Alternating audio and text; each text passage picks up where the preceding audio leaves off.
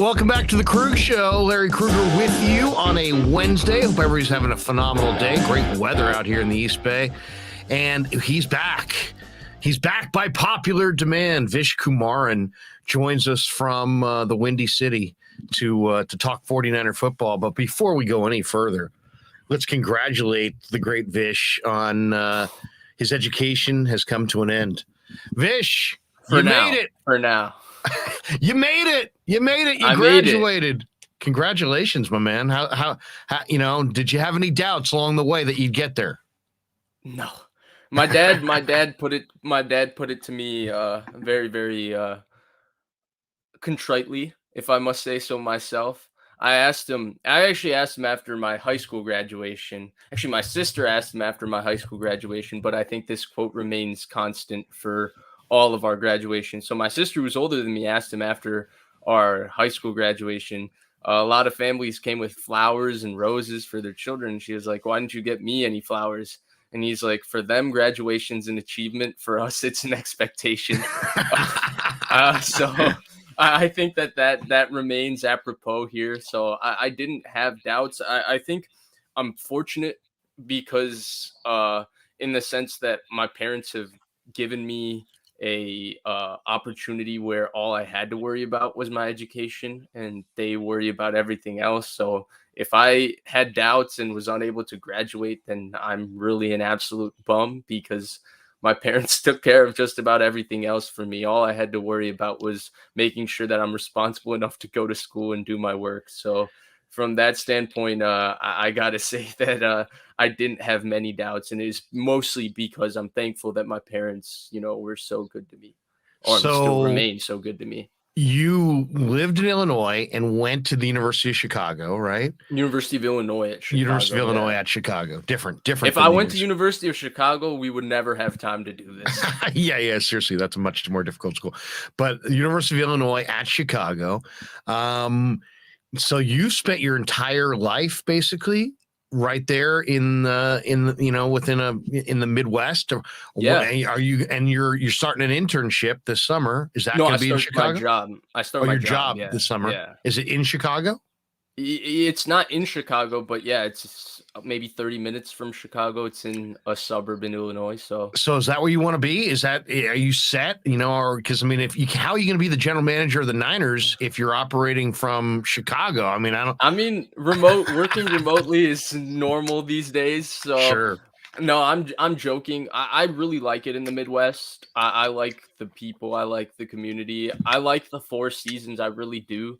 It's not for everybody, but I like the weather. So I really do envision myself staying in the Midwest, for most of my life. I do not envision myself coming out to the Bay Area. That's for sure. Have you ever been out here? Yeah. So Larry, let me tell you a couple things that irritate me about the Bay Area. One, let's hear it. If I go somewhere, I always got to be carrying a jacket because I can go somewhere and it'll be really, really hot and like the weather's real mild and really, really nice. And I'll go 20 minutes another way to go somewhere else. And all of a sudden, the wind's blowing. It's kind of breezy. It's chilly. I need a jacket. It is not like, mild weather. I could not stand the weather being because of the effect from the ocean. I could not stand the weather being so different, like in places that are like not too far apart. So that really bothered me. So you don't want to be here because of our weather? Really? That's one of the reasons, yes. Well, I got to ask you then, because you were just saying it's really hot in Chicago. A lot of my relatives live in Chicago. This is the time of the year where it goes from cold to hot, and there's not usually a huge amount of time in there. To me, it seems like almost like it would make you sick to go from 35 or 40 degrees and then all the next day it's 80. But that's what we literally went through that this week. Yeah. Yeah. So that's not great either. That's not great. There's no doubt about it. But I do like that, the consistency. So once we heat up, we stay hot and everywhere around us is hot. I really don't like carrying clothes, and I cannot stand the fact that wherever I go in the Bay Area, I have to carry a sweatshirt and it's on and off. Like that just bothered me. Well, let's get into the Niners because, the Niners story is never dull, and there's already a couple things I want to throw your way. Now, NFL rumors, which is I don't put a lot of credence into this site, but what the heck? It's good for a discussion launch point here. They've tweeted out just like literally today, the 49ers don't trust Trey Lance over Jimmy Garappolo, and it says per NBC Sports. Okay, before we both debunk this and just say who the hell's NFL rumors, because that's kind of how I feel when I read that kind of stuff. What do you make of all the smoke around, Trey Lance and where he's actually at and how the Niners actually feel? And it's weird to me. It's like, I don't know if there seems to be like some force of nature kind of pushing back on the idea that the Niners are going to transition from Jimmy Garappolo to Trey Lance. I actually think that's going to be a step up, and I'm pretty convinced of it. There might be some bumps along the road, but I'm pretty convinced that Trey Lance in his entirety as a player will wind up being better than what Jimmy Garappolo has demonstrated to be consistently thus far with the Niners. So I'm not getting all the consternation, all of the people talking about, Trey's not this and Trey's not that. And I don't get it. Make some sense of it. You're as in tuned with this stuff as I think anybody. What do you make of, Jimmy's still here, and there's all this talk about, is Trey ready? Is he not ready? Did Rich Scangarello dislike Trey? What can we take from what Scangarello has said? My head is spinning. Is it just that we love Niner football and the quarterback is kind of the fascination point, and we're not at camp yet, and there's nothing to talk about, and people are, basically just trying to grasp at straws? Or do you think there's some level of concern somewhere for this transition? So I actually agree with you across the board, but I think that only people who are really, really in tune with the 49ers are constantly paying attention to them every day. Is there some echo? Do you hear that? I don't hear an echo, but let me see. Maybe I turn this down a little bit. I'm not hearing an echo. Are you getting a bad echo? No, it's very light. I'm getting a very light echo. Okay, well, I mean, that's fine. But I agree with you. Yeah. Everybody who's in tune with the Niners, I think, feels the way you and I feel. But the issue is, and I think this is a 49ers created problem. And Larry, I cannot fault people, who are objectively looking at this in a national, from a national perspective, for taking the stances that they've taken. And let me take you back, right? And this, for me, it hits home a little bit because I used to get really, really frustrated when these conversations used to happen with Garappolo. Do you remember we went through, 3 off seasons from when he signed?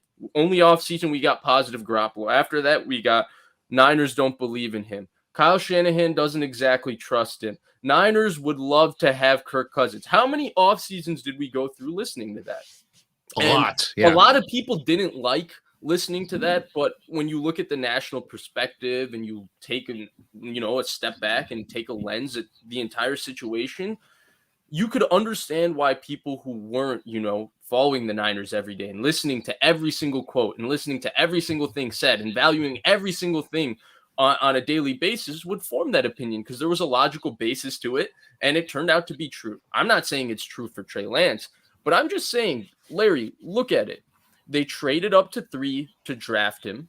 They didn't start him last year. They stuck with Garoppolo. And here we are in May, they are yet to name him the starter for next year. They didn't feature him in their state of the franchise last year. And Garoppolo is still on this roster. I don't agree. I want to make that clear. I do not agree with that line of thinking because obviously there's other variables to consider.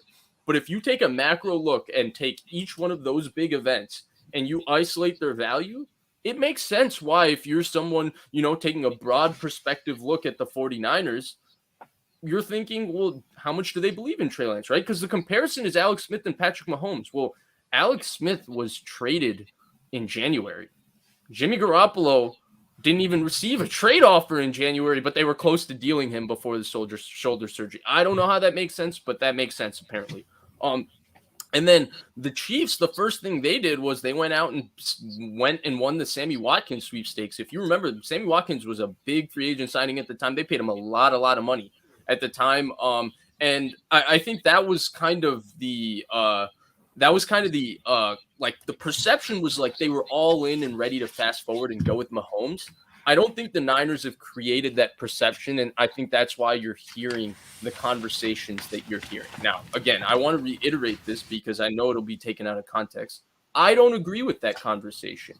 At the same time, I don't fault the people who are having these conversations because, again, if you take a macro perspective look at the situation and the way the Niners have talked about the situation, it is possible to draw that conclusion, right? Like, Larry, if you and I were sitting here opining and somebody asked us the opinion of the Jets and the Jets did every single thing the Niners have done in the last 2 years, would you not have a semblance of doubt in how much they believe in Trey Lance if you're not following that team every day and looking at every single thing? I think it would be a fair perspective, especially when that veteran quarterback who should have been gone 2 months ago, 3 months ago, is still on the roster. And that's where I see a lot of Niners fans get really, really wrapped up, and it brings a lot of anxiety. It's not that big of a deal. I think it's a fair perspective to have. It's not necessarily the right one, in my opinion, but it's an understandable one, if that makes sense. You know, it is interesting that, the 49ers are in this mode where, people are kind of doubting their interest in or their, how they feel about Trey Lance. And I think that, when you looked at Trey Lance and the fact that he, was incredibly raw coming out of college and then was jumping into maybe the most, intricate offense in the NFL. To me, it was just a no-brainer that there was going to be a redshirt year. And now he had that redshirt year and they're trying to switch to Trey now in year 2. And it sounds like Jimmy, they'd like to move Jimmy, but Jimmy's shoulder surgery complicated things. And they're really tied to getting value for Jimmy. But then there's the other side of it. Like, people are saying, well, what if they go to camp with Jimmy? To me, I guess that is where I would draw the line, Vish, is if the 49ers, if Jimmy Garappolo puts on a uniform and takes the field for the 49ers, I think we have a different situation than what I think we have today. If they move right now, I expect them to move Jimmy Garappolo before camp, that he'll never wear a Niner uniform again, that they're just waiting for the shoulder to get healthy. Then they'll cut him, or not cut him, but trade him between when he demonstrates health and the beginning of camp. And they'll switch gears to a quarterback room that's Lance and Sudfeld and Purdy. If by chance that does not happen and Jimmy takes the field with them this summer, then I think we're in a totally different. Then I think it's fair to say, don't go there, Larry. Don't go there. We don't need to go there. I can't believe I'm saying that. But if we get to that point, I think it's fair to say that the Niners may have some concerns about Trey Lance that go beyond what they've stated publicly. Yeah. No, I agree with you, Larry. It's just I feel like their actions cause people to, and it's not even a Trey Lance issue, right? Like, you and I think are very, very positive and encouraged about Trey Lance. Now, it's tough to have any opinion on Trey Lance. The guy's played barely any football since high school. And so it's tough to feel like, oh yeah, Trey Lance is exactly this, which is what I'm really waiting for. I don't have much of an opinion on him at this point, other than he's exceptionally talented. I'd like to watch him for a year and actually learn and see what kind of a player he is before I jump to he is this or he's that or he's that or he's good at this or he's good at that, just because it's really hard to do that at this point. The issue is, right, like, they traded up a month before the draft, and I know a lot of people get really, really anxious when you evoke the name Mac Jones.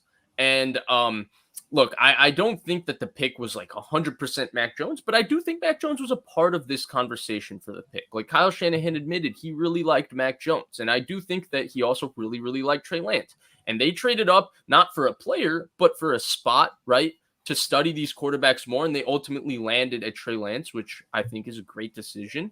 But it took some time. And then the night before the draft, right, they're calling up Green Bay to see what's going on with the Aaron Rodgers situation. They were in on Stafford. They were in on Watson, right? It hasn't felt like oh, it's just been Lance 100% from day one, and it's all about Lance and whatever. And then they don't name him the starter. They never featured him in the state of the franchise last year, which I thought was bizarre. And so from all of these standpoints for me, I just cannot fault. Like, look, I don't agree with it. I cannot reiterate that enough. I don't agree with this national narrative that's going on, but I cannot fault a person taking a macro look at the 49ers and the way they've handled all of these situations and coming to that conclusion. Can you? Like, the Niners haven't come out and explicitly done anything to allow people to stop this stupid speculation. They haven't cut Garappolo, which at this point, I don't see what you're waiting for. I do agree. If it gets to training camp, I will also start looking at it and start thinking about the national speculation and think there might be credence to it. But at this point, I don't think there's credence to it. I just cannot fault the line of thinking. Does that make sense? It does. Did you see the pretty, I don't want to say contentious, but pretty juicy, let's say, back and forth between Mike Florio and Peter King? Did you see that the other day? I saw that. I thought it was a really interesting conversation. Now, I'm not really a Florio fan, but I like the way he is. Yeah, well, because he seems like such a, well, whatever. So I like Florio. See, here's the thing. People, I feel like people just like listening to people in the media that agree with their thoughts or whatever. I don't think much of Florio's analysis. I just like the fact that he stimulates my mind. Yeah. He's always thought-provoking. And because of that, I enjoy Florio's content because I enjoy the fact that he allows me to ask questions of any point of view I have. Now, I rarely disagree with Florio. I probably disagree with Florio maybe 2 to 3% of the time. I just enjoy the fact that he makes me ask questions of myself and gives me myself that challenge of, well, if I think this and he's asking this, well, then why is what I'm thinking right? That's the only reason. So I did watch it. Yeah. He's an interesting guy because he's not like some Skip or Shannon or, Stephen A or one of those guys that just literally throwing stuff up against the wall. And the other guy's just taking the other spot. It's like, debate. It's like a Lincoln Douglas debate practice or something. You go this way, I go that way. Yeah, we're going to disagree. Right. And we'll yell at each other. Yeah, this one seemed more organic. And Peter, he didn't call Peter a Niner homer, but he almost did. Yeah. And he basically kind of got in Peter King's face and was like, you're kind of spewing the Niner side of this. And Peter King kind of pushed back a little bit, but since he didn't disagree with it. He didn't necessarily disagrry. But the Florio scenario that I wanted to bring up is Mike Florio is throwing out that scenario that this is going to be country hardball between the Niners and Garappolo, and that Garappolo, had the surgery when he had it to kind of, as a shot, and that the 49ers are going to potentially wait till the end of camp and then say to Jimmy, you know what, Trey has won the competition. We want you, but we don't want you at $25 million. And nobody else does either. So why don't you take a pay cut and come back here? And then if he says no to that, he'll have no other options. And then they can decide if they want to keep him at a lower dollar figure, if he agrees to it, or cut him loose at that point and move on to Trey Lance when they're 100% convinced that Trey's healthy, knows the offense and is operating it at an efficient level. And maybe they've decided that he's better than Jimmy. It's like the Niners want to wait till that point. And then the scenario that Florio's painting is, man, Jimmy's screwed. He's screwed at that point because now all the jobs are gone and his contract is gone and there's nobody else like that. Sam Darnold's money's guaranteed. Baker Mayfield, I think, is getting that money either way. Jimmy's guarantees are gone. So he could be without a team and without a contract and be standing there with absolutely nothing on August the 1st or something like that. And then, I think we both think that he would find a job, but he wouldn't find it for anything close to $25 million. He might not even be able to get $10 million at that point. Not even the $7 million injury guaranteed. Right. So, and then there's that factor as well. What if Jimmy shows up in camp and plays hardball back and says, now my thumb needs surgery, and now you're forced to pay me. So it's weird. There's a lot of things going on here. To me, if he takes the field, then they're risking the fact that he could potentially get injured, and they'll have to pay him the full boat. The Niners boat. have played this game before. I'd like to mention they did it with Colin Kaepernick. The reason Colin Kaepernick was cut so early in the Kyle Shanahan, John Lynch regime was this is what they said they would do to him, where they would take him into camp, draw it out, and cut him there so he wouldn't get another chance at a job, which is why Kaepernick agreed to get released and not take, because he had some money that he could make if he was on the Niners roster by a certain point in 2017. But that was kind of the negotiation there. It's a little bit different, but yeah. What do you think? I guess my question would be this: if we could sit here on this live stream and let's click in Kyle Shanahan and John Lynch. Oh, they're here with us now, and we said to them, "What is your dream scenario? What do you think their dream scenario is with their quarterbacks?" I don't know if I'm allowed to say it because it's like, are they really thinking like that? Is it like, oh, let's hope, cross our fingers, somebody gets hurt. See ya, Jimmy. Ship him off, get a 2 in return because that team is desperate, Sam Bradford style, and then go with Sudfeld and Trey Lance, or Trey Lance and Sudfeld in that order. But I think that would be their dream scenario. But I actually disagree with that Florio thought process, and I think there's stuff that Peter King could have said. I just don't think he had the awareness maybe at the time to point it out. But the first things first, the Jimmy injury, I didn't think it was despite the 49ers. And that's just because of the timeline, right? I do think Garoppolo is the kind of player who's had multiple surgeries, already in his career. And I think that most football players, George Kittle is a prime example like this, would rather not have surgery if they don't have to, right? Because the idea is that if you train, you're going to be able to get better. If you're rehabbing, you're just trying to bring your body back to where it was, right? And so I do think, in my opinion, Garoppolo's surgery timing was just kind of a little bit of him looking out for what's best for himself. I don't think it was in a negative connotation towards the 49ers in the sense that, like, he tried to train. He tried to see if he could move on without surgery. It didn't work out. And then he finally got surgery. Now, the Niners might have advised him to get surgery earlier, but I don't think just because a doctor advises you to get surgery, that's always the best decision. You have to do what's the best decision for yourself. And for Garoppolo, his body and his ability to throw and all of that is how he makes money. And, he doesn't want to go under surgery, go under the knife, have something go a little bit wrong and have that affect all of that. So I disagree from that standpoint. And then the other thing I think that's not considered in all of this, Larry, and Florio missed it, is the locker room effect, right? We know how much this team loves Jimmy Garappolo. And if Jimmy Garappolo comes to camp, first of all, if you go the competition route, it might just be tough for Trey Lance to beat him out in terms of making the locker room believe in Trey Lance more than Garoppolo. Not that they won't believe in Trey Lance. It's just that Garoppolo seems to have a stronghold on this team and on this locker room. Now, do you know what the reasons are? I don't really know what the reasons are, but every player you hear, every player you talk to, every player, they will talk about this guy like he's Tom Brady. I don't know what it is, but that's just how they feel about him. And that's where I think that the locker room aspect of it, if they let him rehab, they let him come back, and if they let him compete, it might be tough from that standpoint to move on. And then if they don't let him compete and they cut him then in the middle of training camp, and it becomes really, really difficult because he'll pass waivers. He's not going to get a job. And he signs for a little less money, especially because all the quarterback jobs are essentially filled, right? Every team has, 2 guys. Except for Seattle, right? Basically Seattle, right? Is that, you think that's a bone of contention that the Niners? No, I don't think they don't want him in Seattle. Seattle would want Garoppolo. I don't either. But look what they have, and look what's out there. He's undoubtedly the best option. Yeah, available maybe Seattle would sign him for peanuts, right? Maybe. But the point is, I do think that then if you're a player in that locker room, you probably think they screwed Jimmy.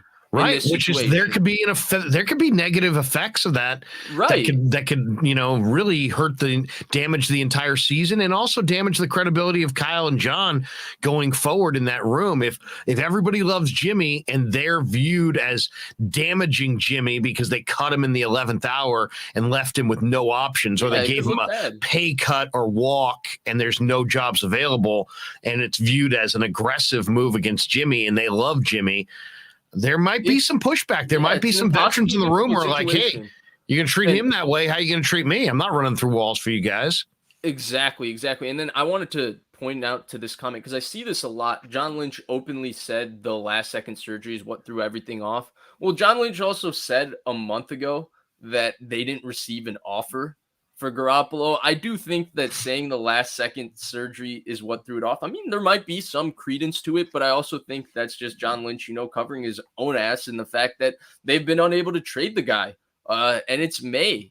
So you don't want to say that, oh, we messed up trying to trade him. You just put it on Garappolo saying he got surgery. That's why we couldn't trade him. But the reality of the situation is, where would he have been traded even if he didn't get surgery? I don't know. They didn't even receive an offer for him, which makes me somewhat skeptical that it was just the surgery that threw everything off. I do think I would love to hear Garoppolo's side of this, except he never talks.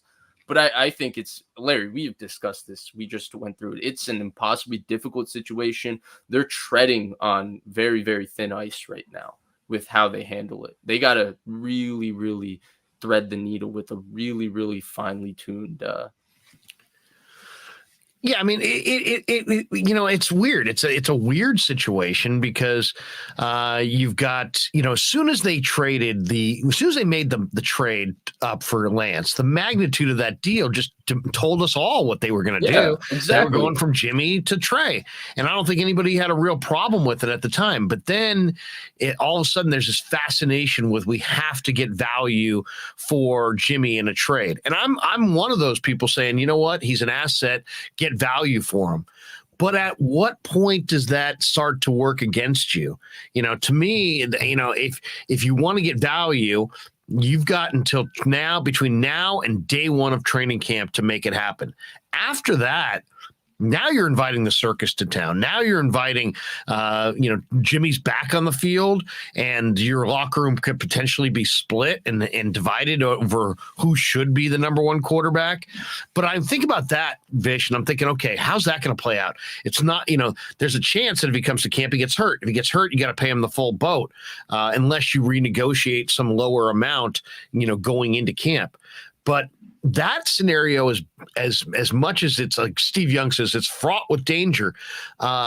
As much as that's, let's say, clunky to have Jimmy back in some capacity and Trey's there, and there's like who's our guy and the transition and all that, and who do the players want and who do the coaches want, and this whole back and forth in training camp, right? And people printing training camp stats and charts and everything. And that as bad as that is, Vish, I would rather have that scenario than roll the dice on what would be the Niners' best interest financially, which would be wait for Trey to show that he's the number one, bring Jimmy in, and then cut Jimmy in the 11th hour. Because that's the Richard Sherman scenario, right? I don't think that's what Richard Sherman is on NBC Sports Bay Area. There's an article. Sherman says he expects Jimmy G to be an expensive safety valve for the 49ers.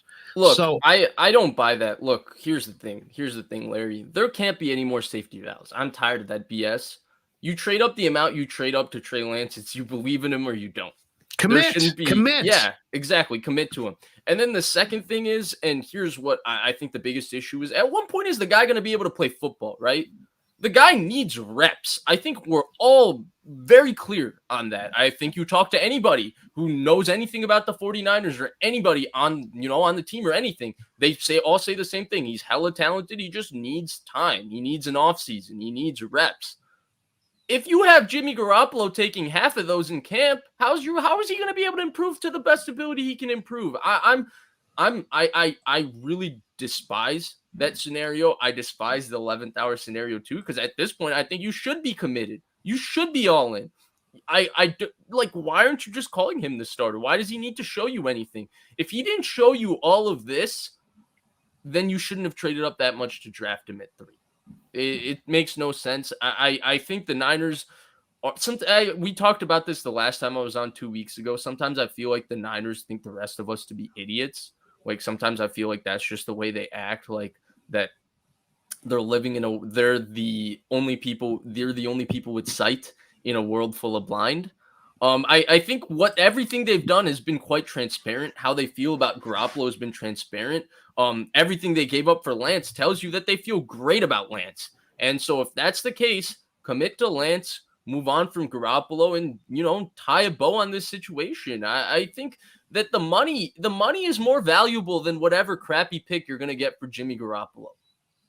What if you get no picks? I mean, the other thing. At this point, you're not getting a pick. Brohemian Grove has a very interesting text. He says, why wouldn't Seattle want him? It's a run-first team, and Jimmy could easily run their offense. Now, we just kind of discounted Seattle as an option. They have Drew Lock as their starting quarterback. Geno Smith, I think, is the 2, right? Isn't Geno the 2 still in Seattle? And they also have Jacob Eason. Jacob Eason's there as well, the former Washington Husky who's in Indianapolis. But they don't have a quarterback. To me, let me throw this scenario out. Whether it's a trade or whether the 49ers release Jimmy Garappolo, let's say Jimmy is on the market and winds up in Seattle, and the Niners don't get anything in return. They get no picks. Seattle won't trade for him, and Seattle just is there to catch him after the Niners are forced to release him, but maybe on their own time frame. So now you've got a scenario that if the Niners cut Jimmy Garoppolo when they're convinced that Trey's the guy, you got an internal scenario where they could be upsetting their locker room because Jimmy was their leader and he's got fans in that room. And then you've got a scenario where Jimmy seriously could go to Seattle. They just drafted Kenneth Walker III. They've got Rashad Penny. They just bolstered their offensive line. They've got a pretty good run game. Let's just say Seattle's run game is dynamic this year with Kenneth Walker, and somehow Jimmy goes there and good Jimmy shows up for, 6 to 10 games, and 2 of those 6 to 10 games are against the Niners, and they sweep the Niners, despite the fact everybody has Seattle finishing last in their preseason, prognostications on the division. Is John Lynch out? Is that enough right there for John Lynch to be out? And I'm not trying to light a fire under Lynch. I'm just trying to look at this realistically. If he gets nothing, if he gets nothing for Jimmy, he winds up in the division. They wind up beating the Niners head to head like they did last year, with a strong running game and Jimmy making a couple timely throws. And Lance is good, but not spectacular. In a lot of ways, I feel like the heat's going to come down on Lynch. I think there'll be people calling for Lynch's head. I think Shanahan too. Really? Yeah. There's a lot to unpack with that. My thing is, okay, look, if you're scared about all of that, if you were scared about Garoppolo going to another team, all of that, then why did you trade up that much for a quarterback in the first place? They could have gone the veteran quarterback route. You could have offered something a bit more to the Lions and done what I wanted them to do, which is get Matthew Stafford. You wouldn't have been worried about Garoppolo then. Look, Tom Brady was not, spectacular his first year of starting, which they won the Super Bowl. You know where Bill Belichick traded Drew Bledsoe? Dallas, or was it? Buffalo. Buffalo, In the division. Okay. What does that tell you about his confidence in Tom Brady? Or his lack of belief in Drew Bledsoe. Right. But the Niners have been clear, right, that they don't have a lot of belief in Garoppolo. It's been reported ad nauseum. We started the show talking about, hey, do you remember the 2017 and 2018 and 2019 off seasons when we had to just hear that BS all and over again? It turned out to be true, by the way. So it's not like these national guys are always just BS. Like there was truth to a lot of the Garoppolo reporting before 2019 and before 2020 and some in 2018. So there was a lot of truth to it. But they don't believe in Garoppolo. They traded up that much for Lance, which means what? They should be all in and believe and 100% believe in Lance. At this point, it shouldn't matter what Garoppolo does. Garoppolo doesn't matter to the Niners at this point. You take the $25 million and you move on with the guy that you clearly believe in because you gave that many assets to show that you have that level of belief in him. Hedging your bets at this point to me is like, the one thing with Belichick, and I go back to that 2001 season, right? If you go back and like go look at the history of that season and stuff, he believed in Brady after Brady had a subpar performance and Bledsoe got healthy. He said that he personally screwed Brady over by splitting the reps between them, and he named Brady the full-time starter. Mind you, this is a 6th round pick from Michigan who had played like 3 games at the time, and that's Drew Bledsoe, who was the first overall pick and had been on the Patriots forever. Then when Brady got hurt, I think it was the AFC Championship game, right? And Bledsoe won it in Pittsburgh or Right. in Pittsburgh. He then stuck by Brady. It might have been the AFC Championship game. I don't remember. They won a playoff game with Bledsoe starting against Pittsburgh, and he then stuck with Brady too. And then he stuck with Brady after the season and traded Bledsoe to the Steelers. So for all of Belichick or the Shanahan, like Belichick was showing great conviction in Tom Brady from day one, right? He showed it. He said it. It was explicit. At this point, the Niners have made moves to show that they believe in Trey Lance. It's time to be explicit. It's time to say it. It's time to say goodbye to Garappolo. At this point, I don't understand this game they're playing, right? Because, what is it about? Is it about Lynch trying to show that he's a good GM? I don't understand it, Larry. What's your first thought, Larry, when Aaron Rodgers re-signed to Green Bay after he got all that money and re-signed, when Green Bay re-signed him? What was your first thought about it? Well, that it was a great move by Green Bay to not bow to Rodgers' public demands, and they were committed. What did it say about the quarter? What did you think about the quarterback they traded up to draft? Oh, you mean Love? That he was not, that he either was disappointing. There's not much love for Love in Green Bay, right? Or that he's a short timer, right? They don't believe in him. What makes it clear? Have they ever said they don't like Jordan Love? No, but their actions have indicated they don't love Love. So no, it's true. It's true. So you're saying the Niners' actions are that they love Trey Lance, but they're not willing to commit all the way until exactly. What? I actually threw this out. I threw this out to Grant Cohn the other day that I do think the Niners have a very clear plan. I think the plan was, let's take the quarterback who we think has the most talent, and then let's coach him up and not rush him onto the field and give him the Mahomes treatment, the redshirt year. So right now, they're still on path to do exactly what I think the original plan was. Draft what you think is the biggest talent, and then coach him up and don't rush him onto the field until he's ready. So I think they've got the best player and they have the best process, and I think that's their plan. But what are you going to do with Garappolo? And the thing that I threw out to Grant was that I kind of think that even though the 49ers have been to, 2 NFC championship games in the last 3 years, and they've had some success, I do get the feeling that nobody's really comfortable. And they lost 4 in a row last year. Dr. John York was at practice. I think Parag feels like he has to make great moves on the cap because he's being evaluated. I feel like Lynch feels like he has to get value in his trades because, he's got to show that he's not a former broadcaster, that he's a legitimate NFL GM. And I get the sense that, that Shanahan is like, hey, look, it's time to win. And it doesn't matter who's quarterbacking and who's playing. I'm all about the wins because I'm being judged on the wins. It's like internally, the 3 heads of the Niners understand that they are going to be judged not only on what they do as a group, but what they do individually, and they have individual scoreboards. Otherwise, I don't get it, because I don't get all this indecision, all this conjecture, all this dialogue about something that is just really a sideshow. I don't see the value in holding Jimmy Garappolo on your roster if indeed you're just after a 4th or a 5th round pick. You know what? You'd be better off at this point, if that's what you're going to get. I think you'd be better off just saying, hey, Niners Nation and hey, Niner fans globally, we're all in on Trey Lance. We're ripping off the Band-Aid. We thank Jimmy for his contribution. We really believe Trey will be an upgrade, and we are going down that road and commit to it.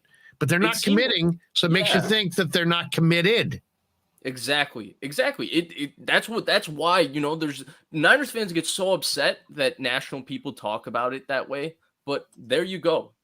They're not committing. That's why they give this impression that they're not committed. You hit it on the head. I 100% agree with that. I also think that it felt like that was their plan, right? Like you said, they seem to have a clear plan, and it felt that way because Jimmy Garoppolo's post-season press conference really felt like a farewell. It felt like a goodbye, right? They tried to trade him, Absolutely did. so clearly they tried. They were in that boat of trying to trade him, and At he this wants to point, be elsewhere. He's basically yeah. said it. He came out and said, "Hey, I'd like a fresh start. I'd like a fresh start." Right. But James Foster's donating here, Vish. He says, holding on to Garoppolo through the summer only hurts the 49er fan base. For the 49ers football team is not affected by having Garoppolo on the roster. I don't No, think it it's, is. I think that's a good point. It doesn't affect the players as much as it affects the fans. And it kind of like is like, well, what's the direction? But players Nick are Foles, Carson Wentz. watching. They are most definitely watching. And if the players view that the Niners treat Jimmy in any kind of a hostile way, I think there's ramifications from that. I really believe that. I think that too, and I disagree with that. There is a intangible effect that can affect these people's psyche. First of all, the entire Nick Foles, Carson Wentz. Nick Foles, being as successful as he was, remaining on that roster and all of that. I mean, people in Philadelphia say that it screwed with Carson Wentz's psyche, right? Whatever you want to say about Carson Wentz now, which he isn't a very good player, he was a league MVP candidate. He was on his way to win a league MVP with the Philadelphia Eagles before Nick Foles won a Super Bowl and all of that. And he is not. Now, you could argue that, and I've seen people make the argument, I think it's valid, that some of his erratic, reckless play existed in that 2017, it was 2017, that Magic season 2.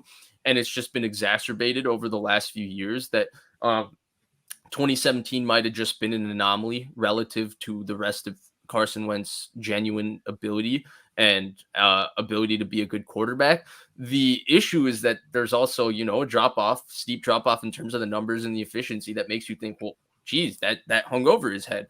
And so I do think that keeping Jimmy at this point, it does. If he gets, especially if he makes it to training camp, right? I think that's kind of, we're having this conversation maybe a month too early, because I think that you hit it on the head earlier in the show where all of this becomes real if he makes it to training camp. Like the Richard Sherman scenario to me is doomsday. It's, oh my God. But if he doesn't make it to training camp, then a lot of this is moot. But because he's only going to be healthy enough to throw by around training camp, I think you and I, it leads us to believe like there's no benefit. If you didn't cut him, a month ago, you're probably waiting until he's healthy enough to throw, right? I think that's a natural conclusion to draw. And if they're going to wait all the way till that, and if he does make it to training camp and he's not released in training camp just because of the, it's tricky because once training camp starts, it's hard for even a veteran player who has, success and cachet like Jimmy Garappolo to just go catch on and with the team and get a decent contract and, get a reasonable position in terms of have an opportunity to start, right? There's not really a spot for him that, would naturally offer him $10 million in June and say, Garoppolo, come compete for a starting job or you're a starter. So I think there's also the stickiness of that situation if they cut him, because I think there will be players who look at it like, wow, we went to the Super Bowl with him as our quarterback. We went to the NFC Championship with him as a quarterback. And then you did this to him. You cut him in June where he's unable to find a team or find a job. I do think that this situation is exceptionally tricky. And if he does make it to training camp, then these conversations, I do think, become very real. It's become a little bit of a soap opera, and people can say, oh, it's media created, but it's not. It's not media created. It's 49ers created. It's 49ers created completely. They've never really come out. I mean, think about all the different things you potentially how the different ways you can play your hand. At this point, you're all in on Trey. You should just say you're all in on Trey. And the fact that people are saying, well, they're not saying that because they're still trying to maintain this, Jimmy's value. And if they say that, then Jimmy loses value. Larry, what is his value and where's he headed? That's the exact thing I keep talking about. They keep acting like the rest of the world is idiots. They're the one guy who can see in a blind world. Your actions have screamed how you feel about Jimmy Garappolo. What type of value is going to change for Garappolo if you don't name Trey Lance the starter? You traded 3 first-round picks for the guy. Are we all just stupid? Oh, I know. And here's the other one. There's never been in this entire offseason less clarity on what's a viable landing spot for Jimmy Garappolo. Like we saw Carolina just drafted Matt Corral. So then they drafted him relatively high. So then they have Sam Darnold. There's no way the Niners, after drafting Purdy and signing Sudfeld, are going to want Sam Darnold in there. So there's no Darnold for Jimmy transaction coming, and that means Carolina's out because they can't afford $19 million for Darnold and $25 million for Jimmy. So what, they gonna have $40 million of mediocre quarterbacks on their roster? That's no recipe for anything other than getting fired. So Carolina's out from where I'm sitting. I don't see a team. I don't see any team out there unless the New York Giants are going to pivot off of Daniel Jones. I don't see a team out there that makes sense. Jimmy wants to play on a, as stated, he would like to play on a successful team. He's not going to be happy going to the Texans, right? I mean, I don't do right now as we're sitting here on May the 11th. What's if they, let's just say there was Jimmy's going to get healthy in June, and then they're going to trade him to where? Where's he going to be traded? Who wants him? That's a question I keep asking. And, I'm a fan. So there's a part of me that's just like, all right, I'm not going to talk about this, and I'm going to pretend like I'm just going to think to myself, the Niners know exactly what they're doing. This situation is somehow going to be perfectly rectified. And even though it doesn't make sense to me, I'm just not smart enough to understand it. But I look at it in every variable. There's no viable landing spot for Jimmy Garappolo, right? There's no viable landing spot for him. Every team is set in stone basically with either a young guy that they like and they want to go forward with, or they already have a veteran backup. Like you can say maybe he goes the Tannehill route, right? The Niners pay some of his salary, you ship him off for a low-round pick, and Jimmy goes somewhere where the starter is on, thin ice, and he can maybe take the job from him. It's a young guy that they're going to give this chance to first, like a Mariota style. Well, you want to say Miami's that with Tua? They gave Teddy Bridgewater a contract that pays up to $10 million. Up to $10 million means what, Larry? It's fully incentivized, which means if he plays a lot of football, he's going to make a lot of money. And that means that he's paid in the sense that, he's already that Ryan Tannehill kind of guy. So that's not there. Buffalo because of Dayball. New York Giants have Tyrod Taylor. And by all indications, they're going to give Daniel Jones one last shot to swing for the fences on this job. And look, maybe, you could argue Jimmy, but do you want Jimmy, Tyrod Taylor, and Daniel Jones in one quarterback room? Does that make sense? No, it doesn't. Then you want to talk about possibly, maybe you could throw out Cleveland if Deshaun Watson gets suspended. That was the one. Jacoby Brissett is a reasonably paid backup. Why would you go and shoulder Jimmy Garoppolo's contract for 6 games? Because we know the history of the NFL. Deshaun Watson is going to get suspended 6 games. Will the Niners pay the contract or a big portion of the contract to get the pick they want, so they can say, "Hey, Lynch"? You think Cleveland would even give up a pick because they might look at it as we're good on defense, we're good on offense. We can make it work with Jacoby. I don't see them moving him without paying some of that deal. Oh no, I don't think it's. I think that day's come and gone. To me, if you say what is this all about at this point, it's starting to look like they are fearful of Jimmy winding up in Seattle. You think? And it's like, is all of this? Let me ask you this: is this all worth a day 3 pick to make sure he doesn't wind up in Seattle? Or does he? Because that's at this point, it looks like that's all they would get in a trade would be a day 3 pick. And right now, Seattle's the only landing spot that makes any sense.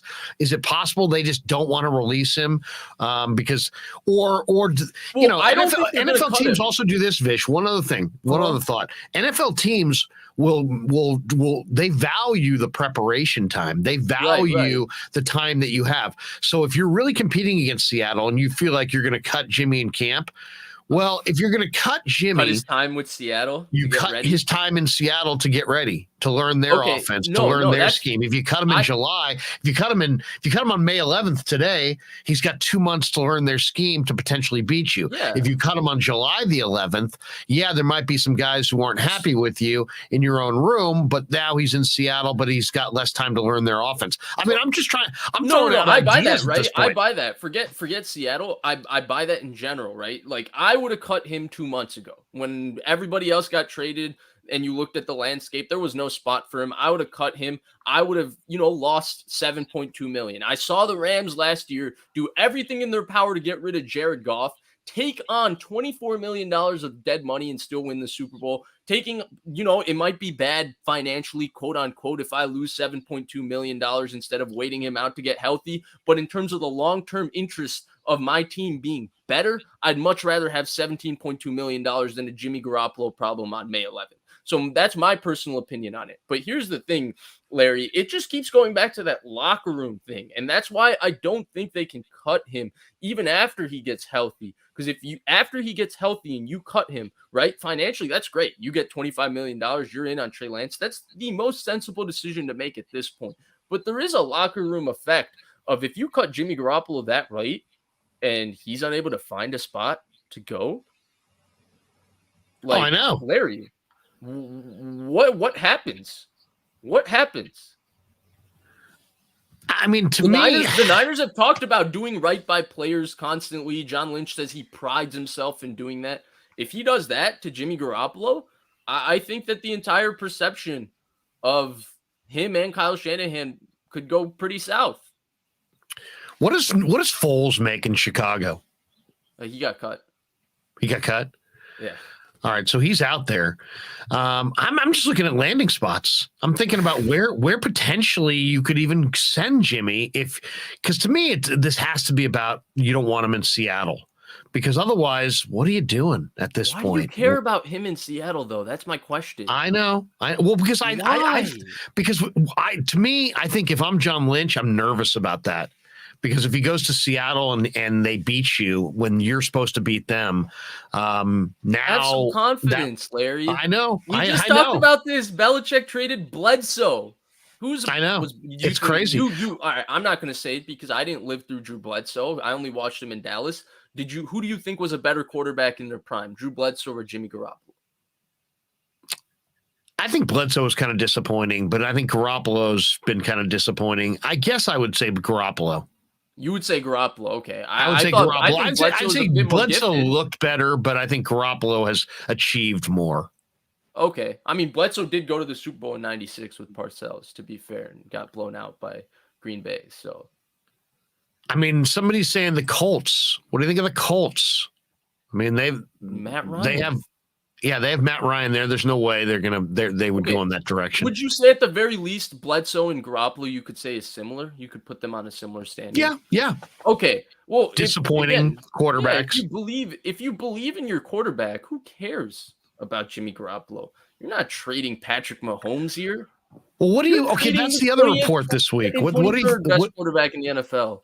What'd you make of the report where that maybe the 49er coaches were underwhelmed by Trey's arm strength and downfield accuracy? So the downfield accuracy I do buy. I mean, I don't think there's enough of a sample size to say that. I just thought that when I watched him in college and I charted him, like he was actually a phenomenal quick game thrower. He struggled a little bit more with his intermediate ball location and downfield ball location. So I do buy, like, if he's throwing 200 downfield passes in practice as opposed to the 5 we've got to see in game, there might be a little bit of an inconsistency with the accuracy. Maybe, okay, fine, whatever. The arm strength one, I just don't buy. Like, come on.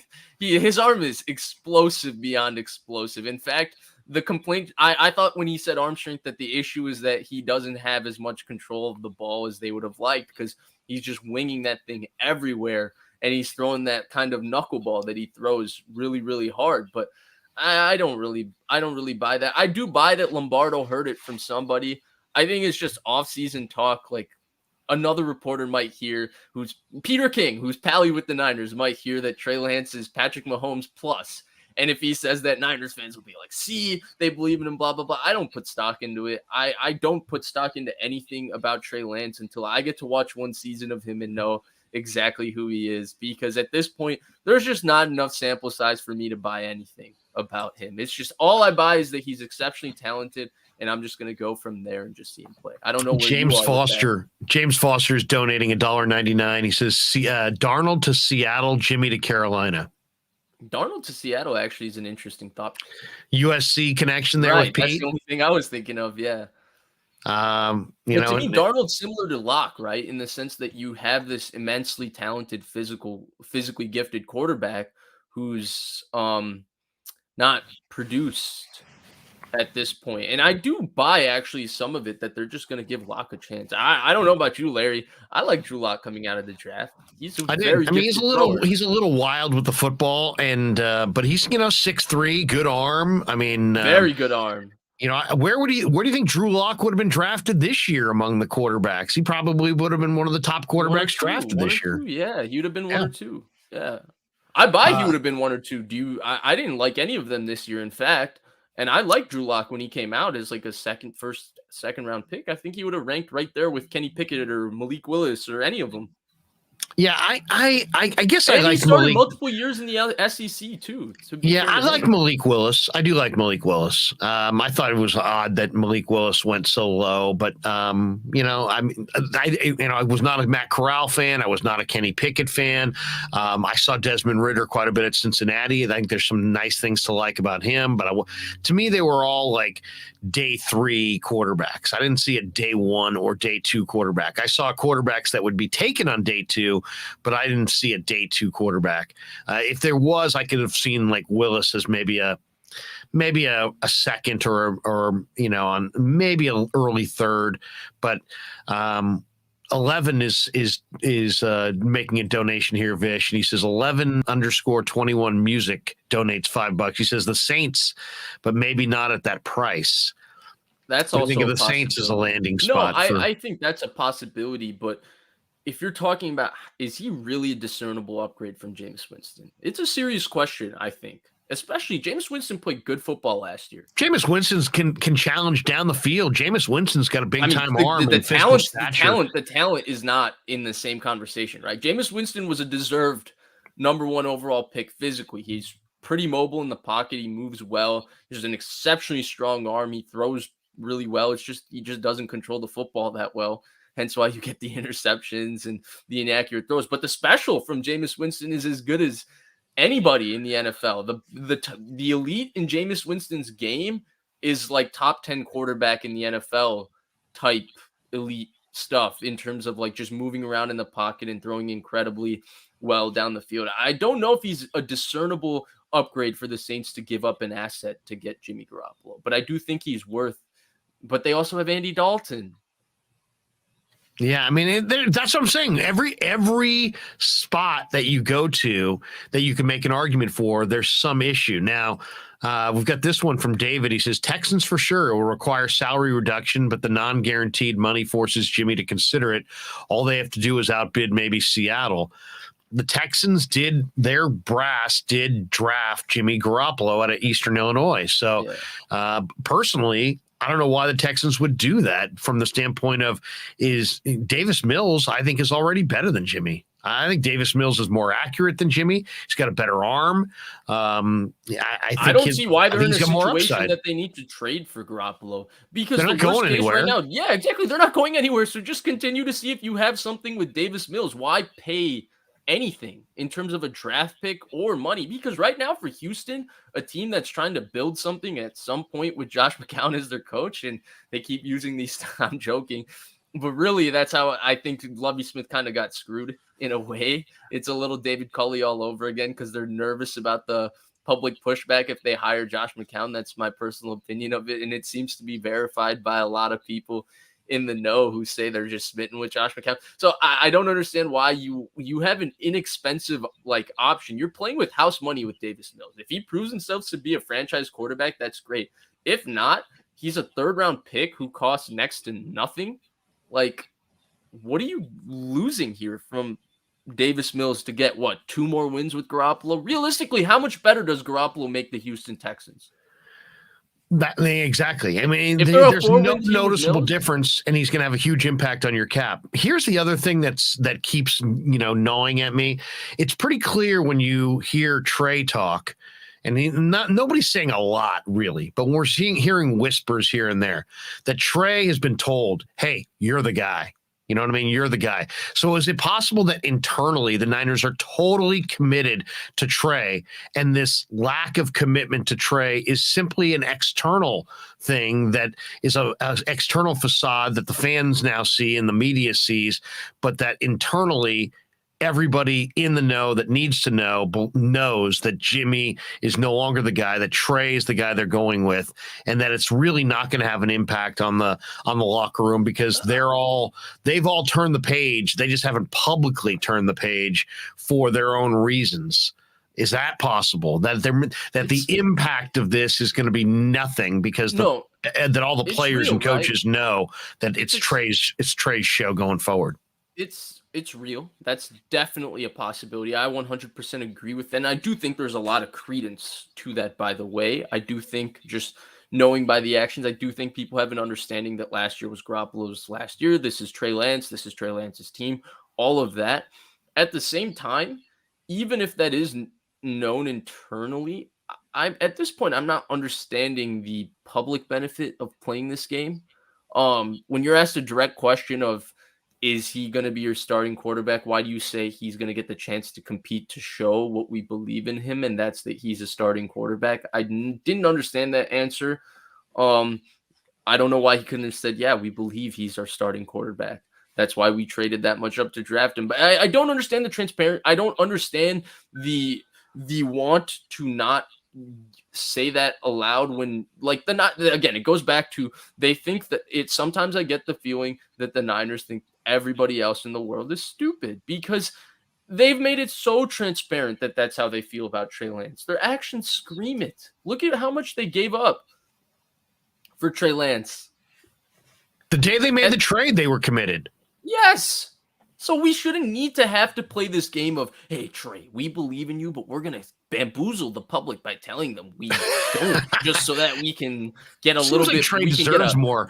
The other thing I would say is, I don't know how you feel about it, and I don't want to put any words in your mouth, but I was impressed with Trey Lance. I mean, as far as I thought he showed incredible escapability. Now, granted, the Texans are not a great football team, and the Niners offense struggled in that game, especially in the first half. But in the second half, it was like he found a different level, and he was still had his escapability, and he has no fear, so he's got his eyes peeled down the field, and he made some plays down the field, and I thought he gave us a glimpse of what the future is. I saw growth. I didn't even put the first game, the Arizona game, on him at all. To me, that was 100% on Shanahan and that idiotic game plan that he had that day to run your quarterback, on power runs through the A gaps. That's going to develop and let him subject him to hits. And as I was watching that, I was like, this is 10 times dumb. And I was complaining about it the next day on the radio. While we were doing the show, it came out that, oh, by the way, Trey also got hurt and he's going to be out for an extended period of time. Even before I knew he was hurt, I thought that game plan was heinous. So I don't even put that first loss on him. I put it on Shanahan. And then by the second game, it seemed like Shanahan had changed the way he wanted to utilize Trey. And I thought we saw significant growth from Trey. So that was a must-win game, and they won it. And he played well in the second half. So I'm not, as a Niner fan, I'm not disappointed with what I've seen in Trey Lance.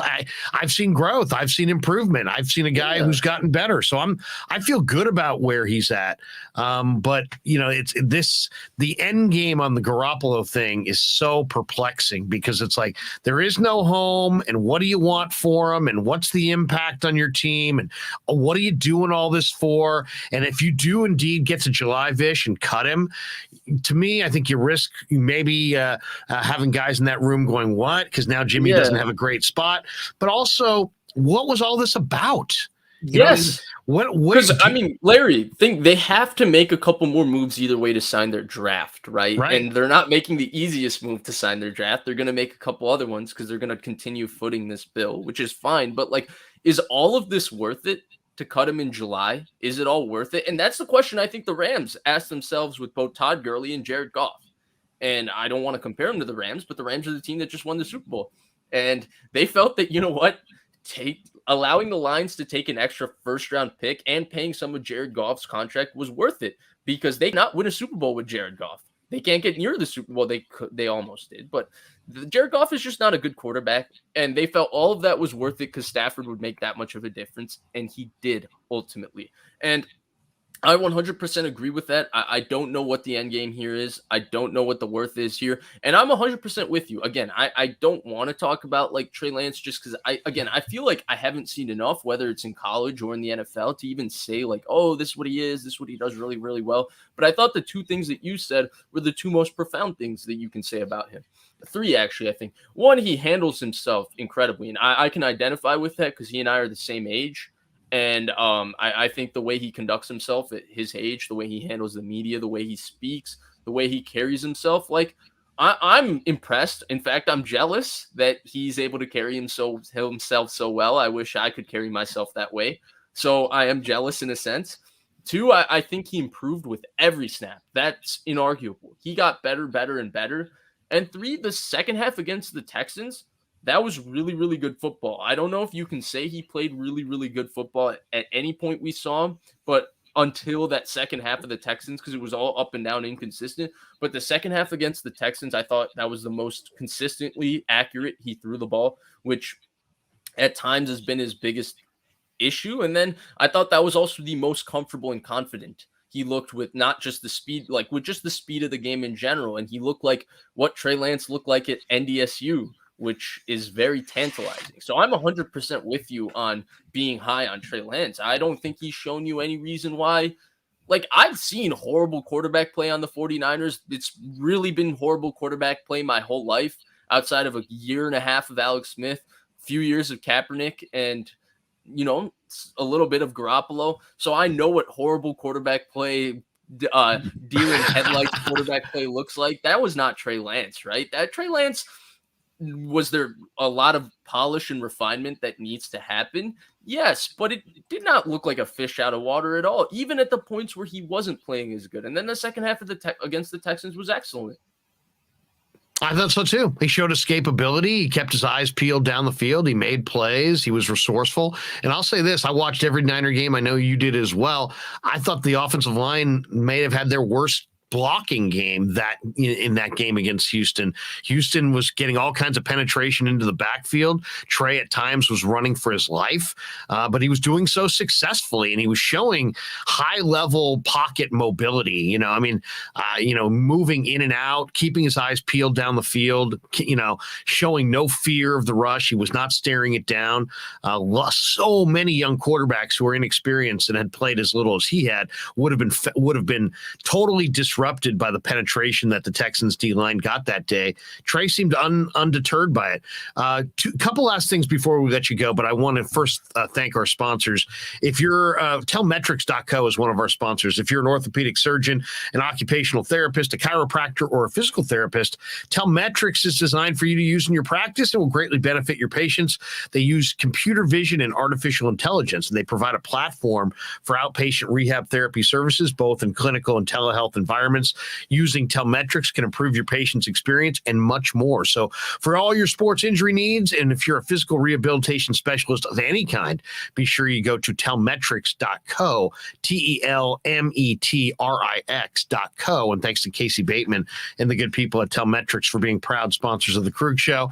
And then Dan Coach Emilio at securemoney.com. Dan's a retirement planning specialist. Give him a call today, 925-628-9966.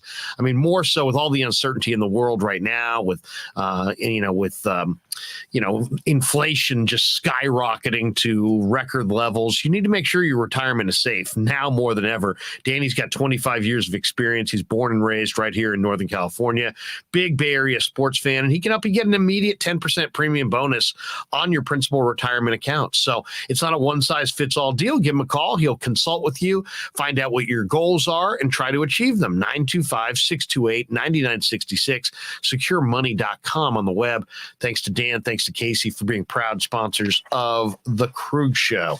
And we have a brand new sponsor, by the way. New York Style Italian Sausage has joined the fray, and they will be a new sponsor of the Krueg Show. So if you want to support the show and the channel, go pick up New York Style Italian Sausage in any market around the Bay Area, around Northern California. There's their logo in the top right corner over Vish's left shoulder there. New York Style Italian Sausage Company. It is the bomb. Seriously, great stuff. Great stuff. And thanks to all the good people at New York Style Italian Sausage for jumping into the mix and being smart and being a sponsor of the Krueg Show. And we're really glad to have them aboard. All right. We've gone this long talking about the Niners and their quarterbacks because it is such a soap opera and so many different angles.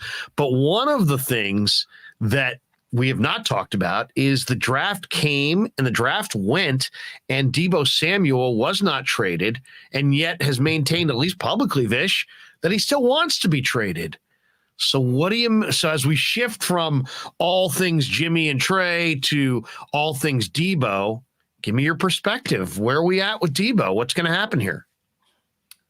We'll have to see. I mean, yeah, he's still maintained, right? The report was right after the draft that he still wanted to get traded. It was reported. And then he did some liking on Instagram that, might have indicated that maybe he can work stuff out with the Niners and stay. It's a tough situation to speculate on just because I feel like we don't even have enough information to speculate.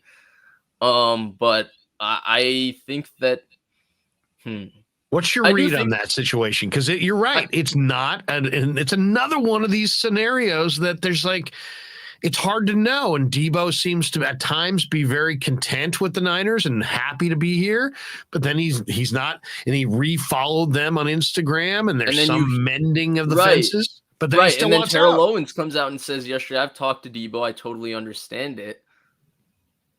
And what do you think? Do you think he still wants out, or do you think it's literally he just wants the money? And once he secures the bag, all of his they've now added another running back. They've added a dynamic receiver. They added some guys. I look at them as complementary to Deebo, but who knows? Yeah, maybe they could be. I look at it as 100% that for me, and that's the thing I think people don't understand is I think everything that's special about this offense and it starts with Deebo Samuel and George Kittle, right? Everybody else in this offense is fantastic if you have Deebo Samuel and George Kittle playing next to them, because those are the two guys that you look at and say they're the truly special players on this offense. It's DeMarcus Robinson, Mecole Hardman, and Byron Pringle is exceptionally functional when you have Tyreek Hill and Travis Kelce. And then when you have Sammy Watkins healthy and playing good, which is kind of their Ayuk, it's nobody can stop this offense. This is the greatest offense arguably in NFL history with Patrick Mahomes and Andy Reid. And so that's where I look at it. And I think that the Niners have made it clear it just doesn't behoove them to do anything beyond, because Deebo Samuel's value to them is always a little bit more value than Deebo Samuel's value anywhere else. I think they're going to try to play the long game. I do think money can solve a lot of problems. It'll solve a lot of it. I think money will help, but at this point, I think we need a little bit more information before we can know exactly where Deebo's head is at. Because right now, I feel like Deebo is just sending mixed messages for the heck of it. Yeah, I mean, I kind of agree. I just think he's kind of he seems to be getting a kick out of it. He doesn't seem like he's angry. He seems kind of like he's toying with people, but. What did you think of the two draft picks that potentially replace him? because in our final couple minutes here, they did go with Ty Davis-Price at LSU. They did go with Danny Gray. That was their second and third pick in the draft last weekend. Gray's an explosive vertical threat who's nothing like Deebo, but he could create space for Deebo. He could give the Niners a dynamic weapon in the pass game, but then Ty Davis-Price gives them a dynamic runner who can run between the tackles. And in a lot of ways, that's the role that Deebo was manning. So do you look at those as almost like Lynch and Shanahan saying, hey, Deebo, look, we get it. You either want to be paid top dollar as a receiver or you don't want to be used as a running back because that's going to shorten your career. We'll do both. We'll compromise here. We're not going to pay you $70 million guaranteed, but we'll give you $50 million guaranteed. But we'll also run you less between the tackles because we got Ty Davis-Price, and we won't rely on you to be the dynamic weapon in our passing game because now we've added a speedster like Danny Gray.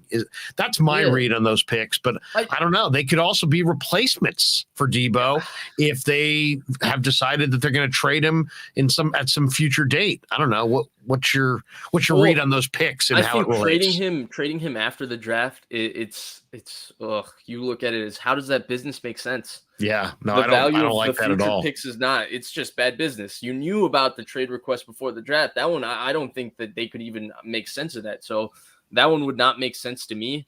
It would have to be a king's ransom in next year's draft, right? To make sense. Right. And I think Danny Gray, and Ty Davis-Price both bring elements of Deebo Samuel in their game. Like I think Danny Gray, that level of explosion and home run hitting with the ball in his hands, because he does have the ability. Now, we don't know if he can do it in the NFL, because, being good after the catch in college is totally different from being good in the NFL. But he does have that ability to go 80 yards, take a slant and go 80 yards, which is what makes Deebo Samuel kind of one-on-one. Other than, Jamar Chase, who else in the NFL can you say is going to take a 5-yard slant and take it and house call it? Or take a, screen in the NFC Championship game, break 2 tackles when your offense does nothing and score a 45-yard touchdown? Not many people you can really, really say. So I do think Gray maybe brings an aspect of that. And then Ty Davis-Price does run with a ferocity that's a little Deebo Samuel-esque. I don't think that I think they're complementary to Deebo Samuel. I think Ty Davis-Price is a starting running back. And in fact, I think that he makes sense to be their starting running back next year. I know Elijah Mitchell had a phenomenal rookie season, but I look at Ty Davis-Price, and I think the best comp for him is Alfred Morris with explosion. And if you're going to have the mobile quarterback and you're going to implement some of the zone read and stuff, you're going to get away from running outside zone as much. Javier Vega tweeted it right after the draft when he posted a film clip of Ty Davis-Price running inside zone, which, by the way, he's phenomenal at.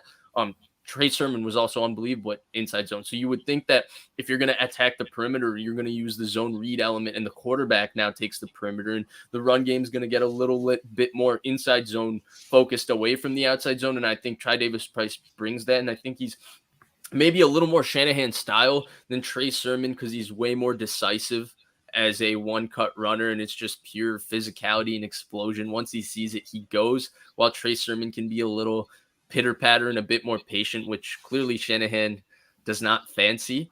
But I do think that Ty Davis-Price is just going to be their starting running back next year. I think he makes sense from that standpoint.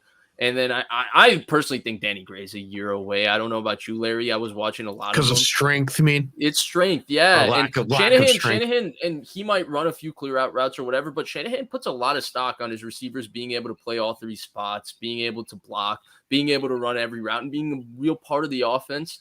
He does bring a speed element, though. Croc posted a great film thread on it, and he knows more than me. But I felt like I saw the same thing where I don't feel like every one of his routes. His speed, which is actual, 4.3 speed. He's not one of those guys who runs 4.3, but actually plays 4.45. He plays 4.3, but you don't feel like corners are scared of his speed in every single route because of how fast he is. And, so I do think he's a year away, especially with Ray McLeod on this roster. And I do think the contract they gave him indicates he's going to be a big part of this offense. And Juwan Jennings had a good enough season last year. Now Juwan Jennings is kind of a unicorn in the receiver room because no one really brings his physicality or blocking. So he's kind of like a guy. I just don't think Danny Gray is going to be a year 1 contributor really in this offense. I don't think he's going to beat out any of those first 4 guys in this offense. I just think he brings a different element to the pass game. We'll see if he, plays good enough special teams for the team. So from that standpoint, I don't really view him as a Deebo solution or whatever. I think he's a player that needs a little more development. I think Ty Davis-Price, they're going to unwrap him like a gift, and he's going to come in, and I think he's going to start. I really do. He looks great. Now, how about the highlight they showed on draft day of Ty Davis-Price? He took the safety and just right there and just kept going. That was impressive. He's a good player. I don't know why people don't really like him. I understand the running back. People just wanted a safety there. They wanted a safety. I think people were geared for Niner fans were geared for a safety right there, and they didn't view dynamic running back as a need. I actually looked at it differently. We talked about Kenneth Walker at 61. Yeah, we did.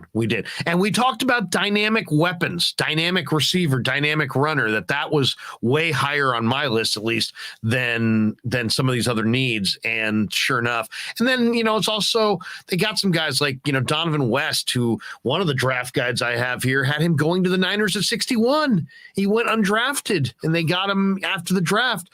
Tom Pierce says, Krueger Vish and Kid Vish, sign Vish right away, Larry, before he leaves for another YouTube channel. Dude, you are awesome. I gotta admit, you are phenomenal. We also have this one from Emiliano O. He says, I kind of like the undrafted free agent wide receiver Taysir Mack from Pitt. He was Kenny Pickett's deep threat, and the 2 wide receivers they picked up in free agency weeks ago. I think Malik Turner, Marcus Johnson. He says, I think was that Keyshawn Johnson.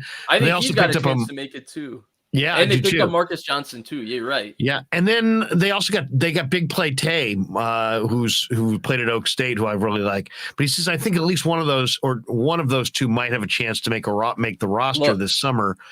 Emiliano, I'll say this, Emiliano. Yes. I got baited by Austin Watkins Jr.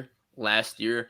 Until these undrafted players actually make the roster or do something in preseason, I have time on my hands. I will not use that time to be wasting watching them. And this guy could make it. This guy couldn't. Absolutely not. Never again. Never again. You have to. Sometimes guys just aren't big or strong enough or aren't fast enough. This is an interesting one too. Party pooper Calvin Turner Jr. is a wide back. Now he played at Hawaii.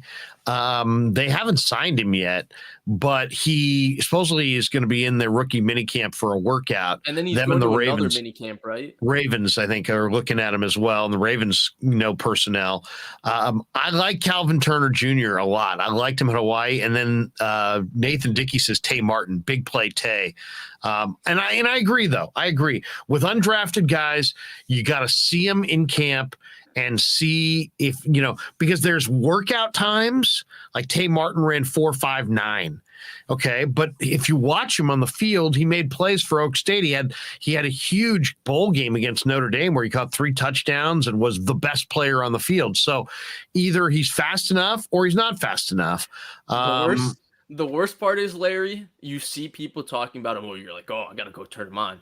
And then you turn him on and you're like, what? What am I watching? This guy went undrafted for a reason. It's clear that happened to me. Leon O'Neal, the safety from Texas A&M that they signed, people still think that he's just going to make this roster and walk in. Look, he looks like a great guy. I love his attitude. He looks the part. He's got prototypical dimensions. Sure. I watched him because people were talking about him at 61 in March. So I watched him. I watched a lot of safeties, actually, because I watched all of them. And I talked about this before. I really liked, obviously, Hamilton. Lewis Seen, special player. Yeah, Daxton Hill is very, very good. Petrie is nice. Brian Cook is good. And then there's one more. Nick Cross. I wasn't a big Nick Cross fan. I felt like he was a little bit a year away. There was Kirby Joseph from Illinois. Yes, he was good. He was good, but there was one more that I thought was for sure. Jaquan Brisker. He was also, I thought, was a slam dunk going to go before 61. And all 5 of them besides Cook went before 61. Cook went 62. I would have taken Drake Jackson 10 times out of 10 over Brian Cook. And I like Brian Cook a lot. And he went 62. But the point is, I didn't think there was value for the safeties, but I also did watch Leon O'Neal. And I was so confused. I was like, either I'm not seeing this right or I don't know what I'm talking about at all. And I sent him to a couple people that like know a lot more than me, who I learn a lot from. I'm like, please watch this. They were like, yeah, there's no way that guy looks like even a day 3 pick, because physically there's issues with his movement and his ability. And then he wasn't a very good tackler for a big guy who brought it. He missed a lot of tackles. The energy and the effort is fantastic. It's just, I don't think he's going to make this football team unless he makes it as a special teamer. But it's just, that frustrates me, Larry. That's why I'm not doing the undrafted guys. I don't care what anybody says about anybody. I don't care. I don't want to turn that guy Well, they're on. undrafted for a reason, but then there are undrafted guys who make it. Real Deal Sports Talk says, would love your take on Jordan Mason, the running back out of G-Tech, and Garrett Walston, the tight end from Carolina. Walston looked like a bad-bodied guy, but like a decent receiver, good hands. But Jordan Mason's decent size, 220 pounds, and he looked actually pretty fast. But, once again, I kind of agree with, and this is an interesting one, Real Deal Sports Talk says Taylor Hawkins out of San Diego State is going to beat out O'Neal on physicality alone. That's the thing where we're at. Hawkins played corner at San Diego State. And to me, I'm much more interested in a guy like that at safety than O'Neal, even though O'Neal's got a higher profile. Why? Because it's a coverage game now.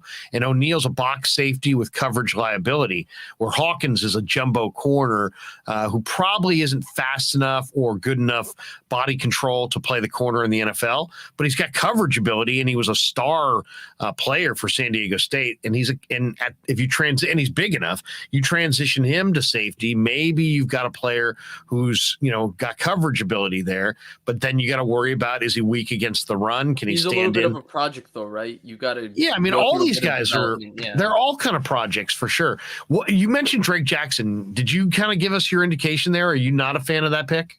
No, I'm a fan. You are a fan. I think I'm a fan. I was a little nervous because he didn't test, so I wasn't sure, because like physically it's really, really tough to tell, especially when I think college pass rushers in general are very tough to evaluate. Like, the one thing that was clear was he's really, really bendy, right? But it's tough to see how explosive they truly are, unless it's like Von Miller, where the explosion against the SEC is just so popping you can't miss it. And then the other thing is tough to tell how good of pass rushers they really, really are, because the reality of the situation is most of these guys aren't just lining up as, a wide 9 technique and pinning their ears back every down like they get to do with the 49ers. Sometimes they play 3-man defensive line. Sometimes the guy has to line up as a 5 technique and 2 gap. Like, they do so many different things with their fronts in college. It's really, really hard to tell, unless it's like Nick Bosa, where it's so obvious. So I'm not very good at evaluating defensive linemen, but I thought he was a good pick. I think he's like the perfect strong side defensive end for this defense. Line up on the side against the tight end. And I think it means no, he does not remind me of Aldon Smith. He reminds me of D Ford. He reminds you of D Ford. I said he reminded me of Samson Ebukam, but with better physical ability. Yeah. Ebukam, it's funny. And way better bend. That's the big difference between the two. You were talking about avenues before, Vish, to sign the class of rookies and without making any kind of moves. He's the one that's going to be gone. It looks like it's Ebukam, right? Ebukam's contract, because it's pretty. He's got a high cap number this year. It's like 8 or 9 million. They saved $6.5 million. I know a lot of people look to his production. Oh, he had 7 sacks in 8 games the second half of the year. He came on really, really well. I thought a little bit of his production was overrated.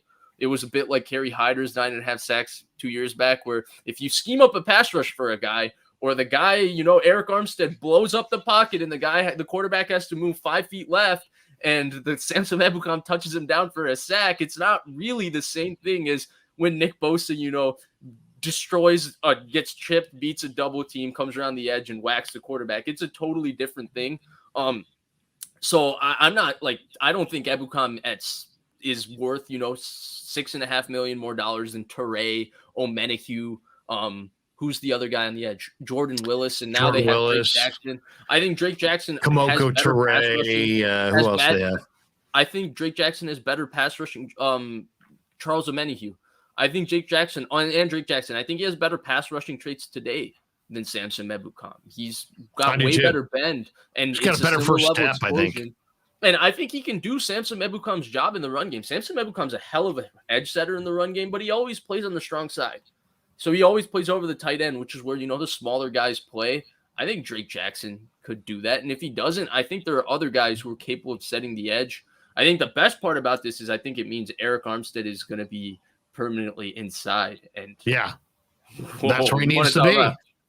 I mean, Larry, with Eric Armstead permanently inside, it's him and Nick Bosa's a little bit of the Deebo Samuel, George Kittle I talked about. It doesn't really matter who the other two guys are going to be next to these two guys. You're going to have a good front four with Kaseri coaching them up, just because Armstead is so disruptive inside, and then Bosa's one of the most special players in the NFL. Yeah. This one, Luke Walsh says Ebukam has a balloon payment in 2022. Niners have an out in the contract, minimizing dead cap if he's released this summer. Yeah. So, I mean, I think they'll just wait till camp. They'll just wait because they can. He's still. Maybe they'll restructure. Player. I mean, maybe they'll cut him and bring him back at a lower number. We've seen that happen around the NFL 4 or 5 times Larry, this year. I also think he's a player that they could actually trade before week 3 of preseason and all of that, around there. A team like a day 3 pick, add another edge rusher or just somebody. Yeah, that's a good call. His number isn't actually that bad. He's a decent player. There's enough depth at the position. If Jackson looks good in camp, if Teray looks good in camp, then you can easily move Ebukam for, 5th, 6th round pick. And that's great business. The Real Deal Sports Talk, last chat thing I'll read here is Drake's another guy that you need to watch his weight. He looked really heavy on the couch on draft night. Talent is awesome, though. You know what's funny? Real Deal Sports Talk, I thought the exact same thing. I thought this guy looked heavy. He looked like he wasn't ripped. He looked kind of beefy, and that would be my concern. Always evaluating these bodies. Yeah, seriously, that's my concern. Yeah, you don't just shake hands with me. You shake hands with me, and I'm evaluating your hand strength, your hand size, and your wrist flexibility. How do I look on screen? Do I look healthy to you, Larry? You do. You look, I would say, very healthy. You look like maybe you missed shaving this morning, but you got time to clean up before the job starts. I didn't miss shaving this morning. Actually, I missed shaving for the past 3-4 days. So. Oh, there you go. Yeah. That's. I was gonna say, if that was just one morning, then you got tremendous growth. That means you can grow a beard. Then I'm Jimmy Garappolo. Yeah, exactly. You're Rich Aurelia. You can grow a beard in like 90 seconds. Yeah. You're awesome, man. Congratulations, by the way. This guy says, Portola 45. Everyone looks heavy on a couch you buy at Costco. Thank you. Oh, this one's kind of interesting. Nathan Dickey. Quantrez Knight is a sleeper. Another undrafted guy, UCLA. Remember that name, Quantrez. Oh, I do know the nickel. The nickel. Yes, I do know Quantrez Knight. Actually, Quantrez. I actually think he is a sleeper, but I also thought Jared Maiden was a sleeper from Alabama, the safety. Yeah, just because physically, right, he was impressive. He played in a scheme that you would think that if he was able to process that scheme at any level, because Saban, they put a lot in their secondary. There's a bunch of checks with how they run their Saban cover 7. There's a bunch of coaching clinics, by the way, for anybody that's interested. It's a great thing to learn. You think after you learn it, you think, wow, I just learned a lot about nothing, but you do learn a lot. Yeah, I thought he had a chance maybe. And that one, I guess, didn't really. Congrats, though, on graduating from college, dude. Huge accomplishment. Even if Pops says it's an expectation, it's still a great accomplishment either way. And good luck to you this summer with the job, and we'll get you back and chop it up as we get closer to camp. I'll be back next week if you'll have me. Oh, you're back next week. We just set it in stone, but no, you're awesome, man. In stone, yeah. Yeah. Next, so we're Wednesday at noon. Are you good for next Wednesday at noon? I'll be here. I'll be here as well. All right, man. All right, perfect. Thank you so much for having me. You're the best in the business, Larry. Thanks, man. Oh, no. Are you kidding me? You're the best. We'll talk soon. You're too kind. Yeah, never met a man I've been scared of. Careful, you gon' get exactly what you asked for. Here for whatever you bring me, getting handled. I answer to no one, I don't need to hassle.